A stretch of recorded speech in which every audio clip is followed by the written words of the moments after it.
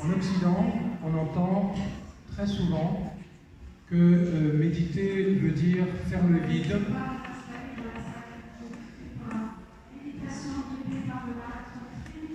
Faire le vide ou ne penser à rien. Il n'y a rien à vider quand on médite. Hein. Notre esprit, ce n'est pas une espèce de poubelle qu'on vide à chaque fois qu'on va s'asseoir pour méditer. Et ensuite, ne penser à rien, c'est absolument impossible. Donc vous mettez déjà ça de côté.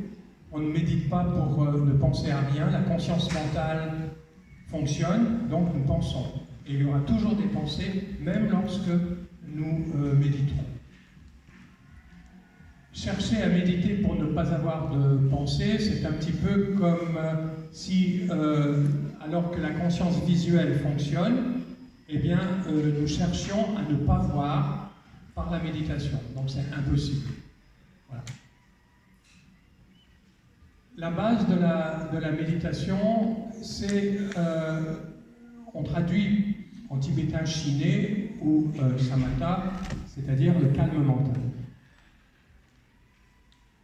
Méditer veut dire s'entraîner, se familiariser avec. Et pour s'entraîner, il va falloir s'entraîner régulièrement, quotidiennement, si l'on veut aboutir à ce calme mental. Ce que l'on entend par calme mental, notre esprit dans sa véritable nature. Alors quand je parle d'esprit, c'est la conscience.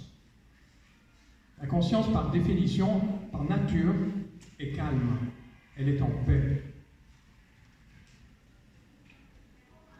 Sans un entraînement au calme mental, notre conscience suit ou s'agrippe ou saute sur tous les phénomènes qui s'élèvent dans l'esprit.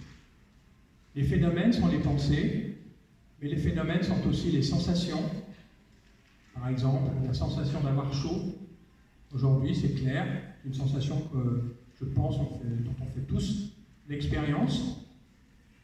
Et si on s'agrippe à cette sensation d'avoir chaud, eh bien, notre esprit va faire l'expérience immédiate de dukkha, ce que le Bouddha appelait dukkha, et c'est ce que l'on appelle en français la souffrance.